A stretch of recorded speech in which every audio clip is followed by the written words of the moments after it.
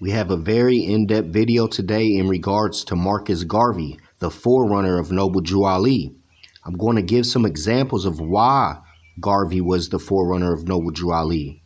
Ali was observing what Marcus Garvey was doing in the early 20s and watching the reaction of the different nations of the world. So then by the time Noble Drew Ali was ready, he already perfected what Marcus Garvey did. So he knew the bad things and the good things. So he knew how to perfect it. Garvey delegation to ask League of Nations for African mandate. See, forerunning. This was 1920 and Noble Drew Ali was watching this.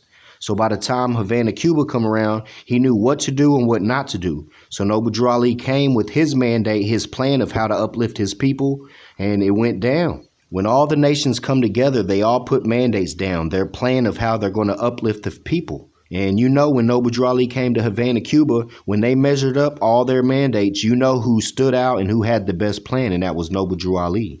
The Universal Negro Improvement Association desires through me to correct the impression that may have been made by the statements of W.E. Du Bois and the so-called Pan-African Congress assembled in Paris on the 5th. Marcus Garvey was repudiated in his plan of Africa for the Africans, and that it was not the desire of American Negroes at any time to settle down in Africa. See, Noble Drew Ali was perfecting. He's seen this. He said, we're not in Back to Africa movement. We're home. Moors, you are home. It was not the desire of American Negroes at any time to settle down in Africa, as they could not withstand the climate of that country, that they should settle down where they are and make the best of the condition under which they live. That's Noble Drew Ali. We're not a Back to Africa movement. Speaking about that, let's fast forward to NOI. NOI has all kinds of land in Burkina Faso, Africa. So all the Asiatics that are homeless in America right now, they could be taken to Burkina Faso and have land.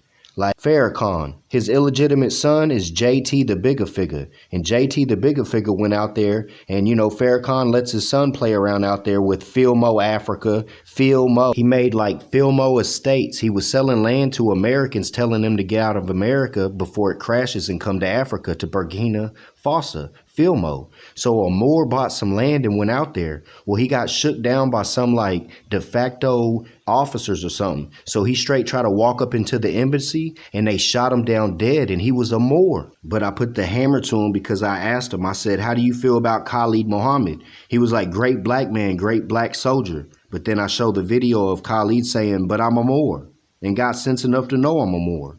And then I'm like, so why you keep calling Asiatics black if you know they Moor? He was like, man, I don't give a about that. He was like, I ain't never seen no Moors in the hood trying to help us. But Khalid Muhammad said he was a Moor, and he was in the middle of everybody, man, and they killed him. And any Asiatic that's in the hood is a Moor. You know what I'm saying? Like, it's crazy, man. Until the Negro shall have proved himself fit by constructive measures, there will be a prejudice against him, which no appeal to mere humanity can overcome. Marcus Garvey, September 15th, 1921. Marcus Garvey was speaking in a generic sense. Offers alliance to whites. We are willing to form an alliance with the great white race for the preservation of civilization and for the good of a lasting peace. But it must be clearly understood that the new Negro is a different man to the Negro of 7 or 8 years ago. We are willing to fight to see Africa restored to us as our home. Again, Noble Drew Ali, if the European is helping me, why not you? Now we're really about to get into it and get a painting of what was going on around Noble Drew Ali. Straight Who Framed Roger Rabbit Toontown is what it was. This is a telegram from Marcus Garvey. Chicago, June 22nd. State Attorney Hoyne received the following telegram from New York signed Black Star Line Inc., Marcus Garvey, President. From newspaper reports, it is apparent that one Grover Redding is operating in Chicago under the guise of an Abyssinian and the representative of the colored people. He has often used the name of the Black Star Line Corporation in representing himself to the people. This man has been operating all over the United States and is a fraud. We have had cause to denounce him in many cities, recently Boston. R.D. Jonas and his wife was released after the police were assured that they would appear at the inquest over the two dead Saturday. Jonas and his wife were questioned at length and denied having taken a part in the murders. Watch this, man. It starts reminding me of Farrar. The Abyssinian leader, it is said, claimed that Moses had come down from heaven and ordered him to lead the black race of the United States to Abyssinia. You hear this? Noble Ali said, what? You ain't Ethiopian. And also, he said Moses came down and told him, well, guess what? Noble Ali said he was ordained by Allah. So who would you really listen to, Allah or Moses? Belief that Redding did not burn the American flag as charged by the authorities in Chicago was expressed today by Dr. Tanner. Dr. Tanner said that he had received authoritative information from Chicago regarding the riot. Remember, he talking about the National Guards and all that, right? And that the affair was started because the seller saw a large red Abyssinian flag, which was carried in the parade, remember the parade, and believed it was a flag of rebellion. The Abyssinian flag carried in the procession, Dr. Tanner said, was much larger than the American flag, which was burned during this disturbance in Chicago. The headquarters of the Star Order of Ethiopia, he said, to be in New York.